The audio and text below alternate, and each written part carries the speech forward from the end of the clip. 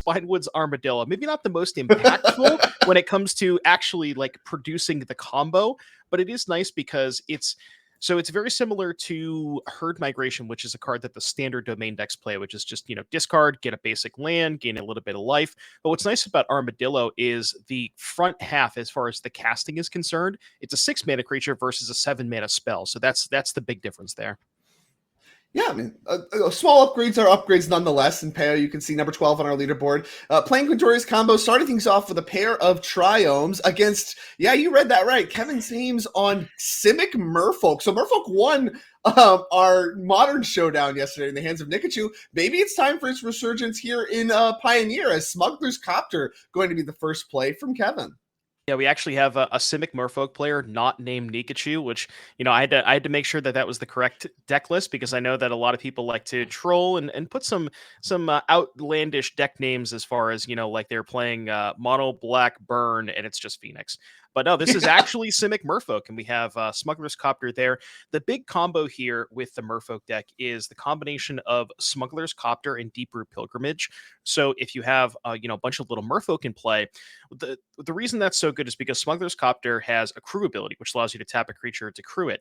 But you can crew it even after it's already a vehicle. So you can say, use one creature to crew the Copter, that triggers the Pilgrimage, crew it, then second creature, and it basically just allows you to turn every single one of your Merfolk into an additional 1/1 creature, backed up by some lords like Vidalian Hexcatcher, can really get the party started, as we see Pio casting a I can't remember. Fertile Footsteps, I think, is the adventure half of that.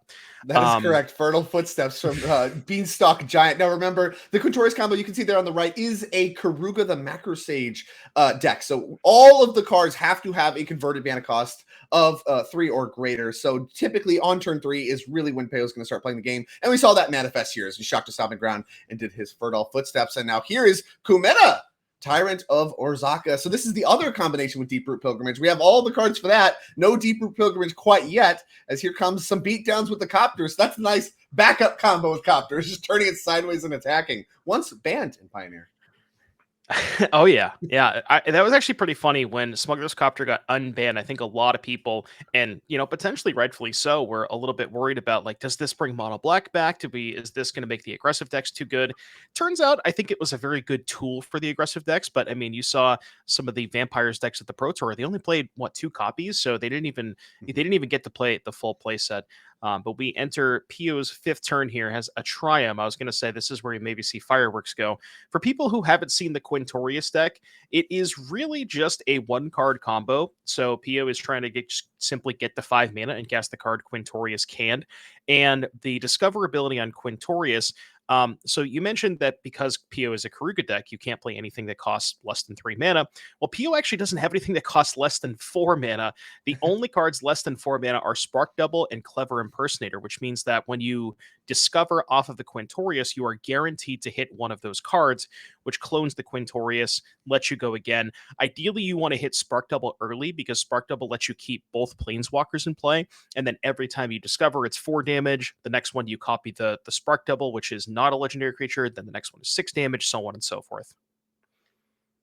Yeah, so that actually will end up with the Quintorius triggers killing your opponent. Now, of course, there was this Discover combo that was a little bit more intense when it was released.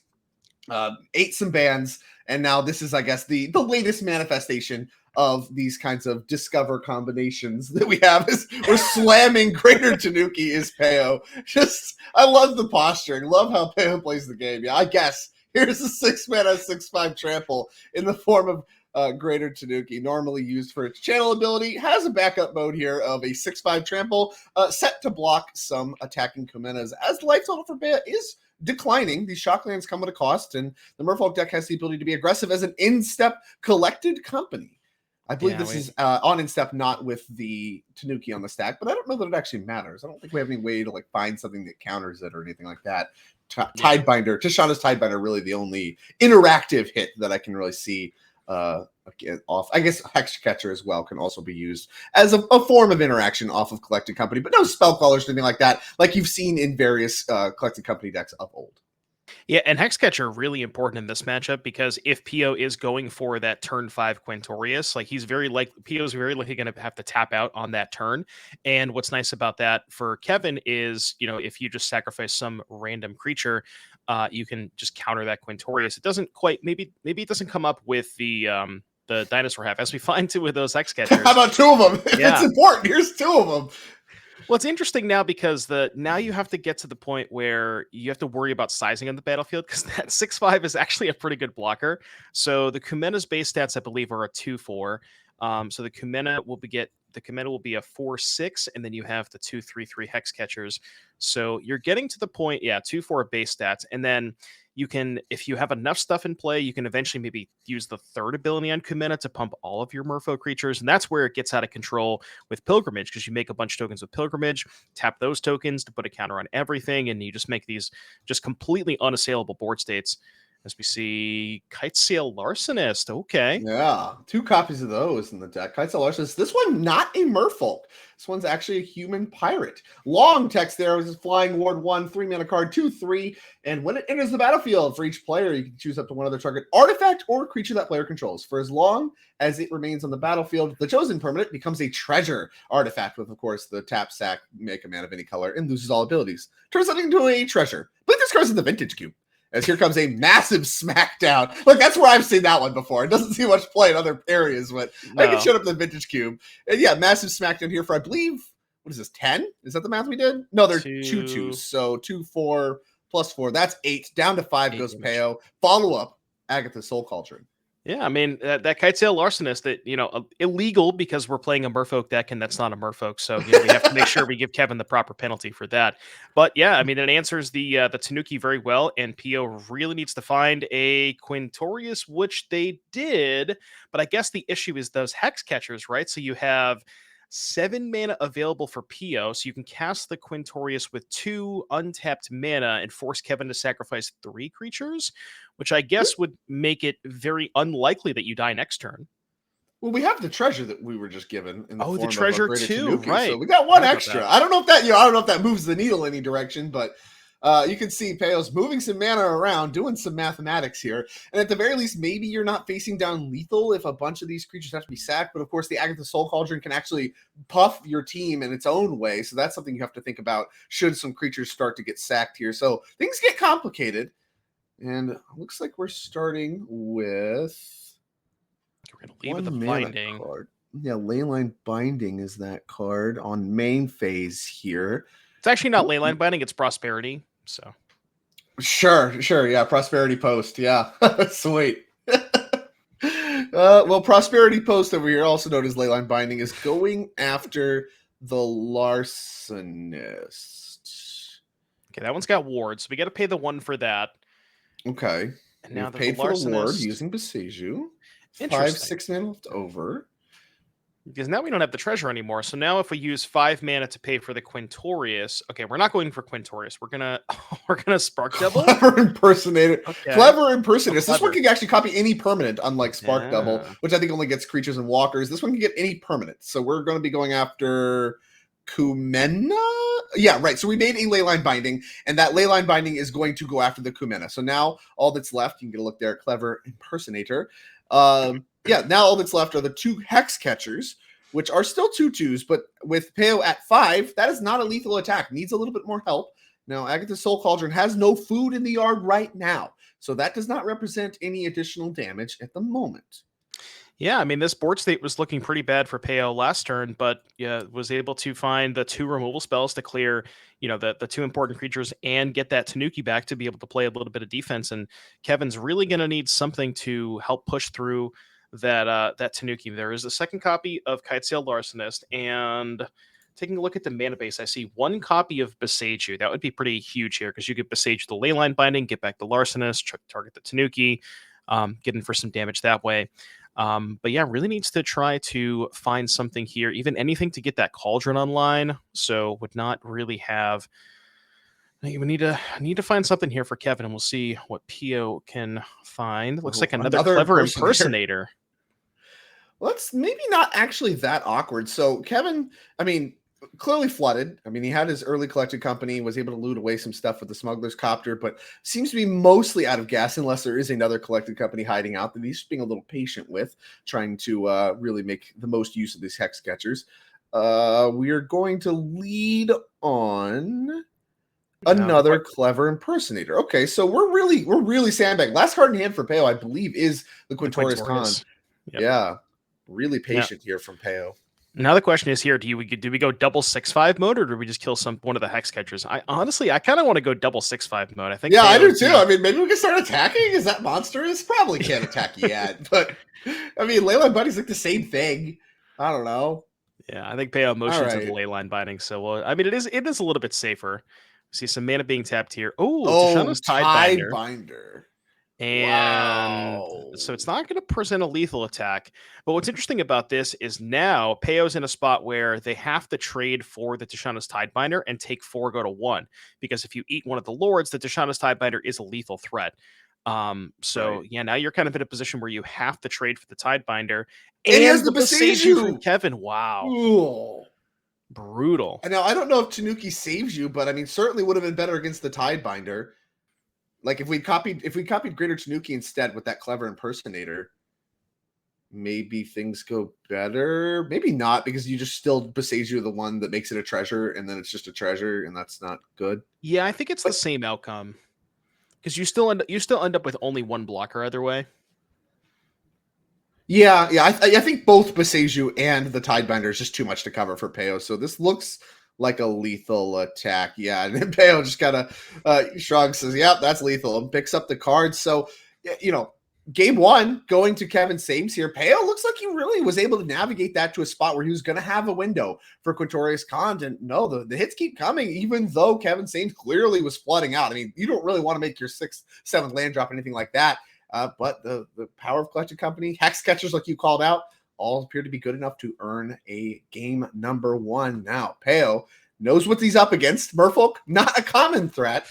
What would he have in his sideboard for that? I mean, there's got to be something for creatures, right? Let's take a look here at Peo's Quintorius combo deck. In the sideboard, we have some spicy ones. We got 4 copies of Shark Typhoon, 3 copies of Dragonlord Dromoka, 3 Mirror Shell Crab, 2 Consigned to Oblivion, 2 Virtue of Persistence, and 1, of course, companion, Karuga the Macrosage. What is good against Simic Merfolk from this mix? It's kind of an interesting one where the Shark Typhoons, I think they're normally here for the control matchup, but because Kevin is playing so much to the board, I actually don't hate the Shark Typhoons as a way to kind of sort of sidestep the counter magic from Kevin, where you saw the Vidalian Hex Catchers being a problem against the large, like really expensive non-creature spells, and Shark Typhoon is a good way around that.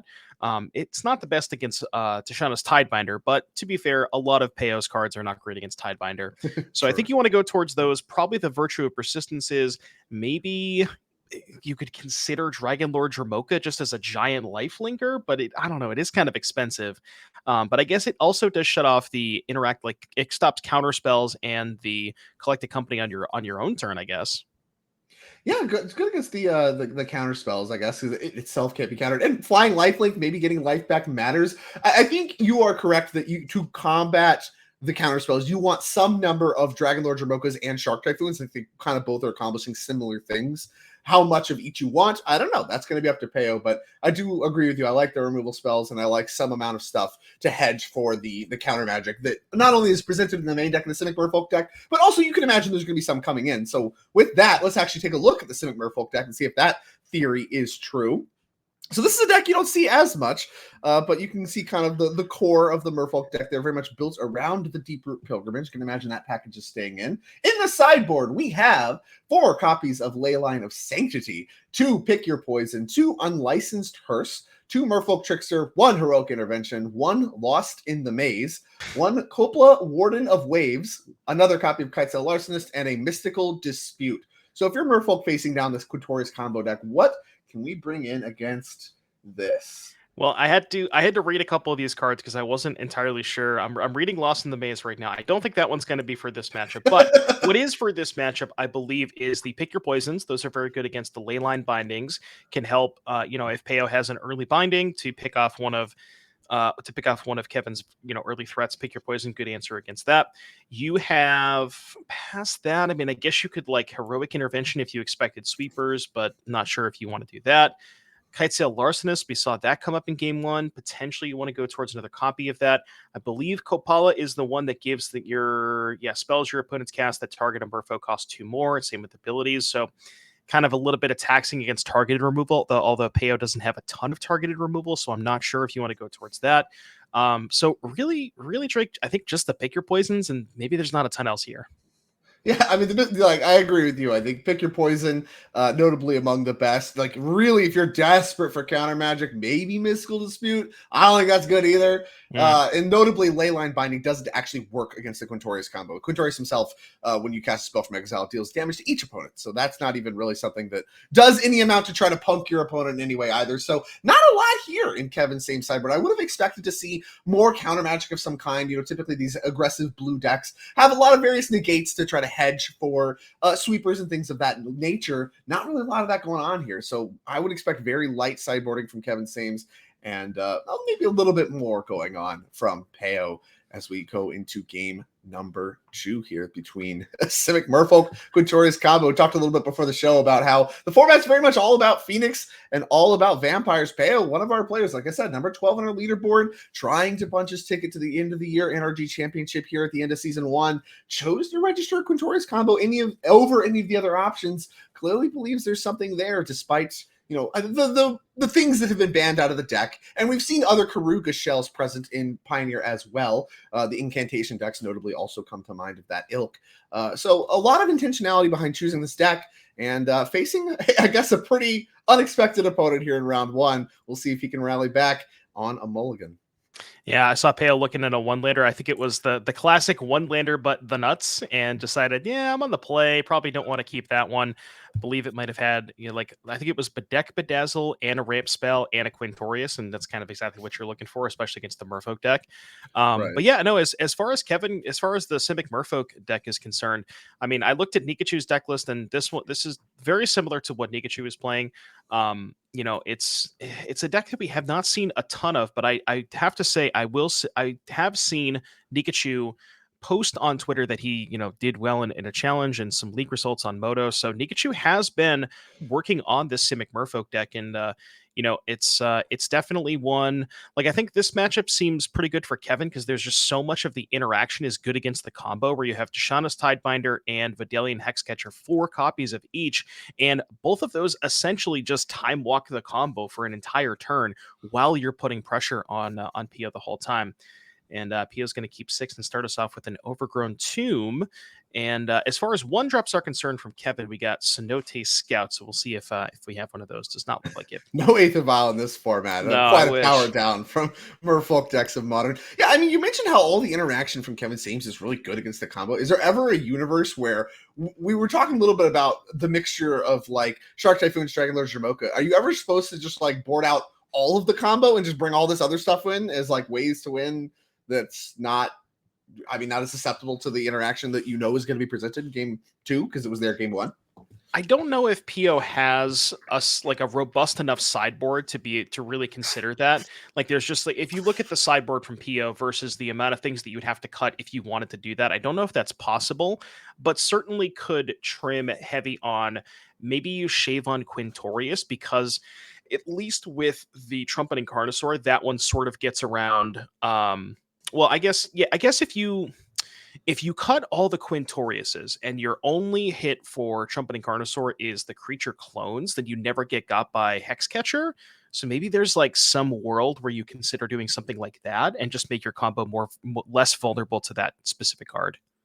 I'll tell you what card he did leave in: Spinewood's Armadillo, which he is not channeling, even though that is really kind of what's going on here. 1 and a green, discard the Spinewood's Armadillo. You had that on your screen. Searching for a basic land or desert, reveal it, put it in hand, but you gain 3 life. So that's kind of a big deal as far as getting aggressive is concerned. Kevin Sames, we mentioned Deep Root Pilgrims quite a bit. That is his turn 2 play. So again, not as aggressive as you would maybe picture a Merfolk deck being. We've not really played a creature in either of the first 2 turns, but we have established this very powerful enchantment in the form of Deep Root Pilgrimage. Really, I'd say the card that really has breathed new life into the Merfolk deck. And Here's a sideboard card. It's the Culpla, Warden of Waves. And we're going to get a read on that one real quick, says Peo. And you read this one in sideboarding. Basically makes, it's not ward because it doesn't counter unless. It just says that spells that target merfolk you control cost 2 more. And that's true of abilities as well. Yeah, so not any removal spell that Pio would normally play, like a Bedeck Bedazzle, that would cost 2. We're going to double that mana now, so that's going to cost 4. And Leyline Binding, I believe it works against Binding too, right? Because it's a triggered ability. Yeah, okay, so it would work against Binding as well. No, it's activate. It says abilities your opponents activate. So so it doesn't work against Binding, okay. Correct. Leyline Binding does get around Kappa, which makes it kind of a weird include here. Yeah, that one's interesting. I mean, it is good against the Bedeck Bedazzles that Kevin saw in game 1, making those cost 4 mana. But other than that, not a ton. Now, I wonder if Kevin is going to respect the combo here. Like, if we even can respect the combo, if there's maybe like a Hexcatcher or something like that. No, we're just our Mutavaults. No, I think it's Beach Street here. Yeah, we got Mutavaults and we got a Kapla and we got Deeproot Pilgrimage. So these are all non-token Merfolk. So we're going to end up making 3 Merfolk tokens, I believe. This is not 1 or more, correct? No, it's 1 or more. Oh, it is 1 or more. So we're making 1 for all 3 attackers here. So that's tough. Yeah, that's why it's nice when you have the Smuggler's Copter, because you can tap 1 each individual time, and then it makes more tokens that way. But yeah, it's 1 or more. So we're going to get 1 token here for Kevin. But I mean, if Pio just has untapped land Quintorius, we might be just going right to game 3. And that's why this Quintorius deck is so powerful and why we see maybe Pio decided to choose it. There's the land. Do we have the Planeswalker? That's 5 mana. It's Keruga. Not quite. All right, so we're putting a blocker in. Doesn't draw any cards. It looks for other permanents that cost 3 or more. So no card draw off that one like you've seen in other instances here. Get a look at Keruga, the Macro Sage. Yeah, enters the battlefield, draw a card for each other permanent you control with converted may cost 3 or greater. This is the first permanent Peo's put into play, so no card draw. Just a 5/4. But hey, a 5/4 blocks really well on this board. And so far, like the Mutavaults, they do attack. I wonder if you're supposed to ever, like if you have Lords in hand, if you're ever supposed to just like animate Mutavault and then not attack with it, just tap it for mana. And then you get a 1/1, but it's animated. So then you can cast other stuff. Probably not good. The damage likely matters. But if you're looking to go wide against things like Keruga, which is just a large blocker, could be a viable plan here, assuming that Keruga is a valuable stop sign against the opposing force here. I don't know if one of those. So the Kopala was played on turn 3, which would require 2 Breeding Pools and a Mutavault. Then turn 4, we played it. Then turn 4, there was an attack with 2 Mutavaults. But if we played one of the Mutavaults, the last turn would have had Summoning Sickness. Now I don't know if we maybe missed that or something. You didn't get a great because you wouldn't be able to play the Kopala with 2 Mutavaults and a Breeding Pool in play. And it looked like Kevin did shock the second Breeding Pool into play on turn 3. So. Not sure exactly what's going on there. Maybe we can have him take a look. It's probably too late at this point, but I think we're way past that. Here comes Dragon Lord Dromoka. So that did come in out of the sideboard, the large 5/7 lifelinker. Much better blocker than just Keruga. And Keruga was an effective blocker against the board state. So now Kevin has a real problem on his hands. Can't be countered even if you wanted to. Flying lifelink, and your opponents can't cast spells during your turn. So the rest of that kind of interaction, excuse me, is turned off for Kevin Sames. Now, we know he has some of those Kitesail Larcenists, had a third one in the sideboard if he chose to bring it in. Those are really clean answers against a Dromoka. Turning it into a treasure, great way to answer it. If you don't have that, things start to get very problematic very quickly. Yeah, Dragon Lord Dromoka, extremely good at blocking. We see 3 mana tap from Kevin here. That's the Kumena. So Kumena, I believe Kumena can only make itself unblockable. Let me just pull it up real quick. Tap another. Yeah, so it can't make anything unblockable, but it can make itself unblockable. But it is still going to go pretty deep with that Deeproot Pilgrimage, where you can say, tap the Kopala to make itself unblockable. That makes a 1/1, and then you have 3 untapped Merfolk to use the second ability. But I honestly, Drake, I think all of this is kind of a moot point because I saw a glimpse at Pio's hand that he's got a Trumpeting Carnosaur, and unless Kevin can put up some sort of resistance here, I believe that is going to be enough. Well, the Hexcatcher actually could maybe be something.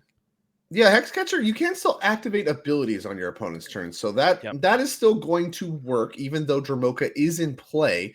Now the question is, I mean, I guess actually Hexcatcher plus this like Deeproot Pilgrimage, and we have Pilgrimage plus the Smuggler's Copter. We have Kumena as well as an option. We can tap our Merfolk left and right and make all of these tokens, which represent with the Hexcatcher a ton of interactions. So Notably, this is where some wording really is going to start to get you. If Dromoka just made all your stuff uncounterable, at this point, that would almost be better than just saying, hey, you can't cast spells, because Hexcatcher specifically really works well underneath this Dromoka. Yeah, and while Carnosaur is not a non-creature spell for Vidalian Hexcatcher, the cards that you're discovering into are non-creatures. So even though you can't Vidalian Hexcatcher the Carnosaur itself, if that hits a Quintorius, you can just sacrifice one creature token to counter that Quintorius, because PO will be tapped out at that point. So it's really going to be near impossible for PO to ever sort of get into a spot where he can combo through that hex catcher. So this is kind of what we talked about during sideboarding. We see a lot of the just a lot of this different interaction coming from Kevin, specifically that hex catcher being so good, as we see everything's going to get a lot bigger here, Drake. Yeah, this is a ton of power and toughness, and of course, we're doing some tapping in this process as well. So we're going to end up making another token, assuming that Kevin does remember it, that will get a counter. So the trigger is going to go on the stack when the ability is activated. It'll make another counter, make another token, excuse me, and then that one will get a counter. But it looks like, yeah, we may have missed that, maybe not. I don't know. We're communicating in some capacity here. So what we're actually looking to do, I think, is activate the ability of Trumpeting Carnosaur, discard it to deal 3 damage to the Hex Catcher to really get that off the battlefield. Now, Coppola does make that cost 2 more. Yeah, I don't know if we can get a judge to intervene there. We gotta pay 2 more for that Carnosaur. Yeah, I believe that one is an activated ability. Abilities your opponents activate the target of Merfolk. Cost 2 more to activate. So yeah, I think we do have to pay 5 for that. And there we go. Peo's going to fix that one real quick. And yeah, I mean, like I said, I think... So that's the hex catcher. That's the hex catcher down. Now the question is, can Kevin still present a lethal attack through the Dromoka? That's gonna be interesting. Yeah. I mean, it blocks and gains 5 life in the process. If this Dromoka is allowed to block, I just don't think from 15 we have lethal right now. Now, if the Dromoka gets removed from the equation with something like a Larcenist, well, things start to look a little bit different in that regard. Yeah, then you could go like Larcenist, the Dromoka, use the Larcenist to crew the Copter and fire up Immutable. That would almost certainly be enough. But we'll have to see if Kevin has that. He's had a lot. I mean, a lot of really good answers. Dromoka looks like it was going to be a big problem. Had the Hex Catcher dialed up, which made Peo take another turn off just to activate the Trumpeting Carnosaur. Now, I do believe he has a backup Carnosaur in hand. So we're still queued up next turn, if we get to untap without any problems entering the battlefield, to go for the combo once again. So even though this looks very, very bad for Peo, he is actually very close to turning the corner and being able to start to execute his combo, but needs to get through a turn of Kevin Sames' interaction. I see a Tidebinder among the mix. Can't get a great look at some of the other fishies that may be hanging out. Yeah, the card that Kevin picked up this turn is another Hex Catcher. So all that work that Pio just did last turn to remove that Lord, it's back, baby. Now the question is there any good attacks yet? So yeah, we're gonna get going here, and that's gonna make Kumena unblockable and make a 1/1. So that's what's communicated right now. Of course, these back of the magics are just more Merfolk. We ran out of Merfolk tokens, as you are wont to do, executing this Deeproot Pilgrimage combo here. Yeah, I mean, I guess you can attack with the Kumena. You can go tap the Hex Catcher, give it unblockable, attack with Kumena, make another token, maybe use 5 of those to put a counter on the Kumena, hit in for a little bit of damage. I don't really think you have any good attacks outside of the Kumena. Worth noting, the Deeproot Pilgrimage only triggers off of non-tokens. So right now, Kevin can say, use the Kumena. That'll make a token, then tap the Kopala to the Kumena. That'll make a token, and then you could tap 5 tokens to the Kumena's ability. So get a little bit of extra creature tokens that way. I believe Kevin also, yeah, like you said, has the Tishana's Tidebinder. That's not doing a ton here because that's going to cost, that's not going to be able to be cast on Pio's turn. Yeah, the Tidebinder pretty turned off. The Hex Catcher, though, a card that, once again, you highlighted in game 1 is pretty important in this matchup, continues to look very, very impressive as working underneath Dromoka. So just an attack for 3 here is what it looks like. Now, that attack will trigger another token, provided we have announced and remembered that. Yeah, what a crazy printing Hex Catcher is. Like this, the fact that you get the Lord plus interaction, it's just a lot on one card.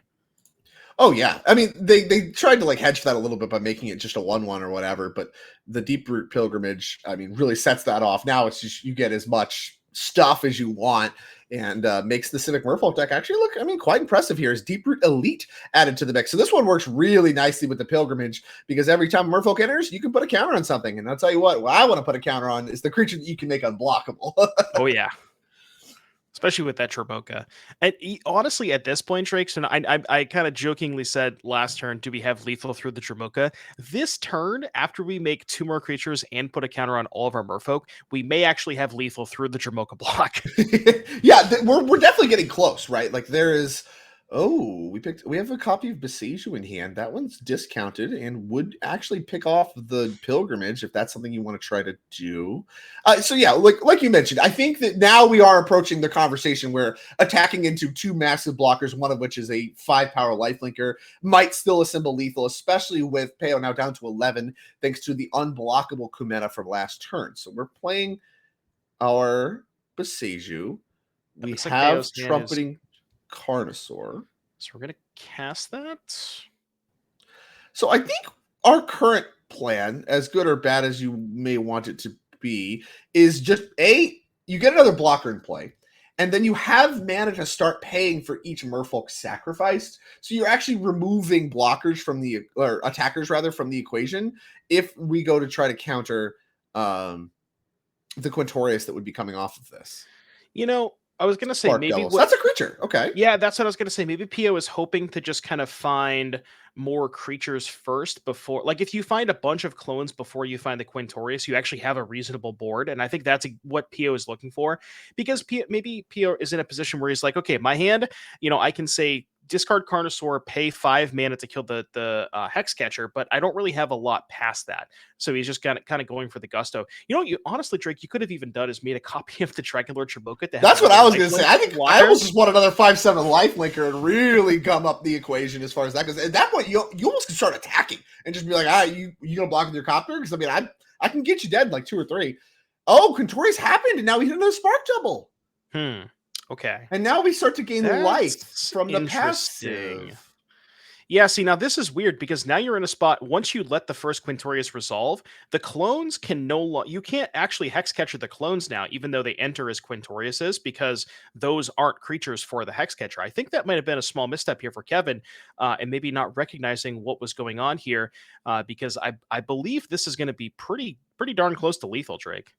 Yeah, I mean, this looks close to lethal to me. I know we have 4 Spark Doubles, 2 Clever Impersonators, so we still have 2 Spark Doubles left to go through. And yeah, all these Quintoriuses that you can see at the top of your screen there on Peo's side of the board are creatures. And so, they enter as the Planeswalker, obviously, but they're clones in the stack, and they're not legendary, so you're going to get the triggers from all of them whenever you cast another one. And we have 2 more. Kevin Sames at 12. You're gaining life in this process. So even if this isn't lethal, off of just the triggers, I mean, the attacks almost are just lethal afterwards. So I think you might be right. Kevin Sames can't cast spells. Hexcatcher's not going to have any targets. He may just be hands tied behind his back right now. Yeah, it's possible that maybe Kevin thinks that, like I said, maybe just not sure how the combo works. Potentially maybe thought that the Dromoka turned off the Hexcatcher. It looks like we're going to be activating something here. Potentially drawing a card with the Kumena, see if we can find anything. But I'm not sure that there's really any outs for Kevin because of that Dromoka. I mean, like I said, we had the Hexcatcher, but that was chosen not to be used. And Kevin's looks like we're putting counters on a bunch of creatures. Okay, so we're pumping our team. I think we just want to show how much power we have. Problems. This is just a show of strength, Sure. Let them know. Kevin's like, I know I'm dead, but I'm just gonna show you how much power I had.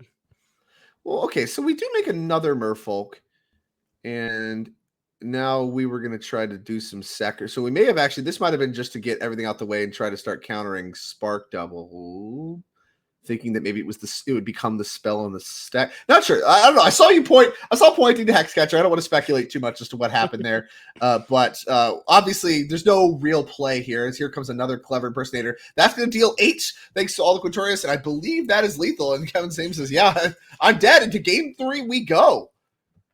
Weird. Wow. That was something else. Yeah, it's possible that maybe this is the first time that Kevin has ever seen this Quintorius deck and was just not familiar of what Peo was actually capable of and has never seen the combo executed. But, now Kevin's got some information for game three, right? Now that you know how the combo works, you're maybe more apt and you figuring out how to fight against it. Yeah, I mean, obviously Quintor's combo not that common these days. This is a deck that was very short-lived before it was banned out, and we talked a little bit about how really both of the decks we're watching right now are both rogue decks. Even though Peo is someone that is trying to earn their spot into the NRG Championship at the end of the year, number 12 on our leaderboard, someone we've seen quite a bit on the NRG series through season one. It's still an off the wall choice. And, there's a lot of small interaction, especially when you have all that stuff going on for Kevin Sames. Pretty easy to miss how your cards are going to work against your opponent's cards. But obviously they work pretty well because that game was also very, very close as we shuffle up here for game three. Now players are making some changes. So let's take a look at sideboards one more time. We'll start this time with Kevin Sames and his Simic Merfolk deck. So now Kevin Sames, we saw the Kopla come in. We saw that be, pretty effective actually against the trumpeting Carnosaurs and things like that. Made it take an entire turn, made things like very, very costly in order to answer that way. Now that we've seen Dromokas from the other side of the board, we didn't really see any of the Kitesail Larcenist action happening. Are we more interested in things like either Merfolk Trickster or Larcenist as far as Trickster being able to let you attack, Larcenist just to get the Dromoka out of the way? Yeah, it is possible that now that you've seen the Dromokas from Peo, that the Trickster is being able to, like you said, remove that as a blocker. But perhaps if the Trickster was like if you had a Trickster the previous turn for Kevin, you might have been able to present a lethal attack. So I could see that a little bit. Could be interesting. Maybe the Larcenist as well. Still like the Pick Your Poisons even more against like once you see the Dromokas, now against Dromoka and Binding. Not taking those out. Yeah, definitely want those. But yeah, I think that's not a ton else is going to change for Kevin. Cool. Let's have one more look at Peo's deck and his take on Quintorius combo. You got to see the combo there, thanks to kind of maybe a snuck in Quintorius Khan, we'll say. And not a lot of changes there, I think. The Drylands Dromoka came in, but with kind of learning information about the Hex Catchers and how like those really are kind of the primary interaction points that Kevin Sames presents, having 4 copies of those. Are you still interested in the Dromokas going into game 3, especially now that Kevin knows about them? Yeah, I think you still want them. Just the combination of not being able, like stopping Collected Company and Tishana's Tidebinder on your opponent's turn, or on your turn rather, and the ability to just have this giant lifelink blocker. Because one of Kevin's best interaction is that Tishana's Tidebinder stopping Quintorius or stopping the Trumpeting Carnosaur and being able to shut off that entire aspect. I know that Kevin can still play the Hexcatcher main phase, which is what he did in game 1, but being able to shut off, essentially Collected Company and Tishana's Tidebinder, or company finding Tishana's Tidebinder, I think is worth it enough to bring in those Dromokas. Well, we'll see if Peo agrees, and I agree with you. We'll see if Peo does as well. As here comes a much more aggressive start than I think we've seen in either of the previous 2 games from Kevin Sames. Send out scouts abound off of the Avimaya coast. Second one, when it explores, going to find a Cavern of Souls. Have to imagine that one's going to name Merfolk. Any other follow-up one-drops? I think the only one-drop is Synod Scout. Have to have a third one in order to have another follow-up after all that. But quite a bit of pressure here if we have any Lords to add to the mix, especially on the play. Yeah, one drop, you saw the Deeproot Pilgrimage get banned. I think Kevin may have kept the one-lander, which, to be fair, with double Cenote Scout, it does make sense to keep a hand like that, and did find that second land here. We'll have to see. And like you said, this is the first time we've seen these one-drops. Kevin does have a more aggressive element to his deck, and also an aggressive element that's very, very important in this matchup because you really want to be able to play to the board and not give Peo enough time to kind of draw out of it. And if Kevin has something like a Vidalian Hexcatcher here, this one might be very, very close to over. Yeah, I mean, Hexcatchers looked great. It would look really, really good right now. It's going to be Kiora's Follower instead added to the mix. Still an attack for 3 coming across, but the Kiora's Follower might help solve the mana issues as Breeding Pool's put in tapped, which to me signals we got some expensive cards in hand. You look at Kiora's Follower, lets you untap target permanent. So this card untap another target permanent. So this card with another copy and Deeproot Pilgrimage lets you make infinite 1/1s, correct? Yep. Yeah, I believe that's part of why this is included. Yeah, that's why Kevin's playing. And you even notice the Agatha Soul Cauldron as well to kind of go along with the Kiora's Follower. So if your follower dies, you can actually cauldron onto something that combined with another follower or 2 creatures that both have +1/+1 counters on it that can generate the infinite tokens. On top of the fact that Cauldron, notably, if you Cauldron a Hex Catcher, that can also still be pretty good, give you access to more Hex Catchers, which, in this matchup, if your Hex Catchers are getting bedecked, bedazzled, and dying to Trumpeting Carnosaur channels, having that Cauldron be able to have another copy of Hex Catcher, very, very important. Yeah, so I mean, ton of play involved here, and this is part of actually Simic Merfolk a lot more complicated than maybe it's even its modern compatriot, right? Where it's just like get them dead, attack, make your lands into islands, all that stuff. This has some like real like combo elements to it as a Simic Merfolk deck, less aggressive, more combo focused, and a lot of micro interactions with this Deeproot Pilgrimage and your artifacts, your Agatha Soul Cauldron, your Smuggler's Copter. Kumena has just a host of abilities on it. There's a lot going on with this Merfolk deck that's more than just lay the beat down. And I mean, it's a really intriguing deck to watch because there's so many different options you can do. And obviously very powerful. We've seen it be quite good. And the Hex Catcher line up very well against Quintorius combo. Now here comes the Leyline Binding taking care of the followers. So if we had dreams of comboing off with the Deeproot Pilgrimage and your Curious followers, those are at least stymied for the moment. Can unlock that, of course, with something like Pick Your Poison, but then it's Summoning Sick again, as here is the Deeproot Pilgrimage added to the mix. 2-mana follow-up.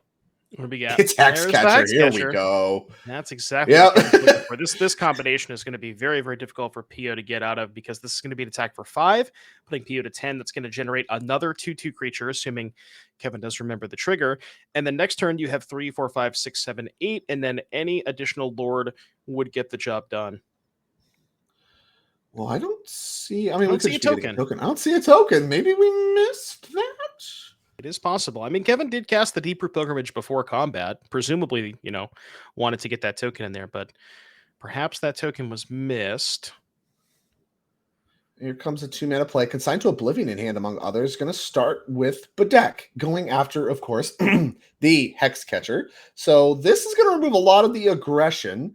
Yeah, get a look. Oh, perfect. It's sideways. Well, if you turn your head sideways, you can read Bedeck, Bedazzle there. Now, Bedazzle is 6 mana. Don't really cast that one too often. But the 2-mana target creature gets +3, -3 until end of turn. A fine removal spell for a deck that is looking to play no cards that are cheaper than 4 mana. And specifically, it needs to be more than 5 mana, right? Because you don't want to hit it off your Quintorius and things like that. So this is a good option, probably among the best options in Pioneer for removal spells with a converted mana cost higher than 5 that you actually can cast at a reasonable time. Yeah, just the ability to play a 2-mana removal spell in your entirely Cascade deck that has these very, very strict deck building restrictions. And sometimes, Drake, sometimes you got to blow up those lands. He's 6 mana, just bedazzle, just get him out of here. Them. Yeah, you got to nick those over there. Get it out of here. I don't want to see that. I think not. Well, here is the second Curious follower. So now if we do have something like Pick Your Poison, maybe Combo Dreams not that far off is another beatdowns. Peo here going to 8, but out of double-digit range. And there's Agatha Soul Cauldron. Okay. That's really good Hex Catcher, like you called out. Yeah, now if PO has something like a Quintorius next turn, you're going to be able to go Cauldron onto the Hex Catcher, counter onto probably the follower, and then sack the Cenote Scout to counter the Quintorius. So that's actually kind of an awkward spot here for Pia. Really wants to find something like a Leyline Binding, ideally end of turn, so you can Binding the Cauldron, untap, play land 5, have that access to the Quintorius. But we'll have to see if Pio has that Leyline Binding. I think we saw a little bit of consideration by Kevin. I actually like this thought a lot of main phasing the Agatha Soul Cauldron activation. That way, no trickery with activated abilities and stuff like that can kind of happen in response. You can have your shields up right away against various interaction points. We see that Peo has had multiple Trumpeting Carnosaurs, Leyline Bindings, even Bedeck Bedazzle, things like that of that nature. Just really try to get out from under that so that whatever you target, you still get the counter. And Pio's in a weird spot where you have the Consigned to Oblivion, and I almost think that you have to let the Cauldron eat the Hex Catcher and then bounce the Cauldron. So that's like the only way that you can sort of keep Kevin off of that Hex Catcher, right? So Kevin goes end of turn, Cauldron the Hex Catcher, you then respond, bounce the Cauldron. Presumably, okay, we're going to pick up the Karuga too. Yeah, I don't think Pio's hand is very, very good. It looks like a bunch of clones, a couple of consigned to memories, and consigned. Is it Oblivion or memory? I think it's Oblivion. I believe it's Consigned to Oblivion. Checking real quick. It is Consigned to Oblivion. So here's a little bit of conversation. I think in response to the target is when you want to bounce it. So they don't have it yet. They don't have the counter. It's not exiled yet, but you bounce it, and then it's still going to end up exiled, but under the old instance of Agathys. So there's no chance to counter the Consign to Oblivion. So it's not actually exiled underneath the Agathys yet. The counter is not on Kior's Follower yet. The ability is not resolved, but it is targeted, and the ability is going to resolve. So it's kind of a finicky thing. The ability is going to resolve after the bounce happens. So here's a look at Consign to Oblivion, which we're likely casting here as we've cracked Fabled Passage to find a forest. 1 and a blue. Return target non-land permanent to its owner's hand. That's what's about to get cast right now. That's going to go to the graveyard. You can Aftermath later if you want. Targeting Agathys Soul Cauldron to try to shut off the Hex Catcher ability. Now, I believe Kior's Follower will still get a counter. Is this a separate trigger? That I don't actually know. So let me see if I can pull up. When a creature is exiled, I think it is a separate trigger. No counter. I think we're checking that now. I see some players talking through and reading the card. When a creature card is exiled this way, so my guess is it is 2 separate triggers. I'm pretty sure. So that means, okay, we're going to put the counter on there. That, I guess not. I was wrong. I guess we're wrong. Well, maybe the ability still resolves. It doesn't need to be in play. It just triggers as part of the activated ability. So it will still trigger, even if it is a separate trigger, is maybe, I think, where I'm at. I don't know. The judges figured out it gets a counter. The players asked, and they got an answer. So it does get a counter. So now we have a potential attack for... You got 5 power in play. A Lord would make it 7, which is still not quite lethal. And Kevin's now in a spot where, I think there might have been an Otawara. We're playing the Otawara. That's interesting. Because the Otawara actually could have... Yeah, I mean, if you just go attack for 5, hold up the Otawara, that Otawara can break up the combo. But it looks like Kevin is choosing to do something else. Using the mana, yeah. So we have Agathys. We know that. We also have Kumena. Okay. So Kumena plus Agathys. Agathys can add another point to the attack, get us to 6. Not quite enough, though. That's not quite enough. Now we can generate a bunch. We can generate 1 more token with the Kior's Follower, right? Because instead of using Kumena to activate the Deep Root all the times, we can actually use the Kior's Follower to untap something, get a token, and then use Kumena again. So you get 1 more token than you would just activating Kumena. Right. It's not clear how much that's going to end up mattering. As here goes the Sinnoh Scout, Agathys Soul Cauldron, going to be putting a counter on something. It's going to be the Kior's Follower. Hit for 6, get a token. Still not seeing lethal, though. I don't see lethal either. So now this is going to be, this is shields down territory for Kevin Sames. He's put, very lethal in play. Down to 2 goes Peo.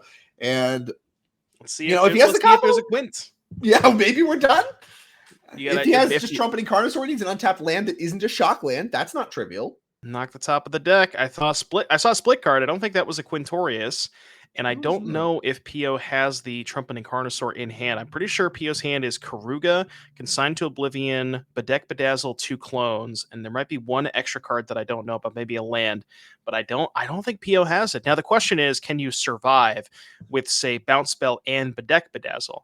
You can Bedeck Bedazzle the Follower, Bounce Spell the Cenote Scout. That's still 3 power on the battlefield. Okay, yeah. Do we have, is this, 5. Okay, so it's Karuga, which will draw a card. Draw 1, baby. Oh. He was like, I'm dead. I just want to take a look. We did find a land. Okay, so we found Boseiju. And yeah, like you mentioned, a ton of clones. And yeah, just activating Kumena is lethal, assuming life totals are correct. So this looks like, even if life totals aren't correct, there's just so much power. I don't see a universe in which this is not very, very lethal here for Peo, and Kevin Sames looking good, looking to be in a good spot to win this game and match over Peo. This matchup, we talked a little bit about it over the course of the 3-game set that we have had. Peo, I think, done a good job navigating the best of his ability, but this matchup looked pretty bad for the Quintorius combo deck. Hexcatcher, Tidebinders, all of the mix and that nature looked really problematic for Peo, and that's not even talking about the Boseijus and the Otawaras that come out of the mana base as well. A lot of baked-in interaction in this weird aggro combo deck that is the Simic Merfolk deck in Pioneer. Yeah, there was like you said, it did seem like a kind of the nightmare matchup here for PO. Everything you don't want to play against, just 4 Hexcatcher, 4 Tidebinder, Coco to find them, all of the sideboard counter spells, like you mentioned, Otawara, Besager in the mana base, just kind of a really tough matchup. And for Kevin, we get to see that deck fire on all cylinders. We get to see Kumena plus Deeper Pilgrimage. That interaction was pretty cool. The Cauldron plus the Vidalian Hexcatcher interaction came up as well. So just a lot of stuff to like about this Merfolk deck, and maybe something we might be seeing a little bit more today. Yeah, very excited to watch more. And of course, there will be more coming, as that will do it for round number 1 here in our Pioneer 5K trial in St. Louis. Peo, of course, on our leaderboard, number 12 on our leaderboard, has to rally back if he wants to maintain his chances of nailing one of those 2 end of season slots for the NRG Championship, which we'll be, of course, talking more about as the day goes on. But for now, we're going to take a quick break. We'll be back with round number 2 of Pioneer very shortly. Don't go anywhere. The energy at these events is, it's really welcoming. You walk in, people know your name. Hey, how's it going? Long time no see. Vendors, artists, a big tournament, side events. The Energy Series events are free to enter. You can just walk through the door, the round starts, it's game time. You're friends, but you're competitors. The pressure's on, basically, from round 1. You know you're gonna be running into quality players. They're friendly, but they're fierce. It's a great circuit. It's a lot of fun to play. I noticed the Witch King was here this time, which was a little bit scary because I put the one ring in my deck. Really had to sort of glance behind my shoulder every time I cast the card to make sure he wasn't about to snatch it, or me. The vendors here are great. Everyone behind the booth is always really welcoming. They always have a smile on their face. The events are taking place all over the Midwest. You've got the prize wall now, you've got the command zone. Every single energy is both a RCQ and a qualifier for their championship series at the end of the year, which is, I have to say, hands down, my favorite experience I've ever had playing Magic. It's really just a great experience. The NRG series is coming to a Midwest city near you.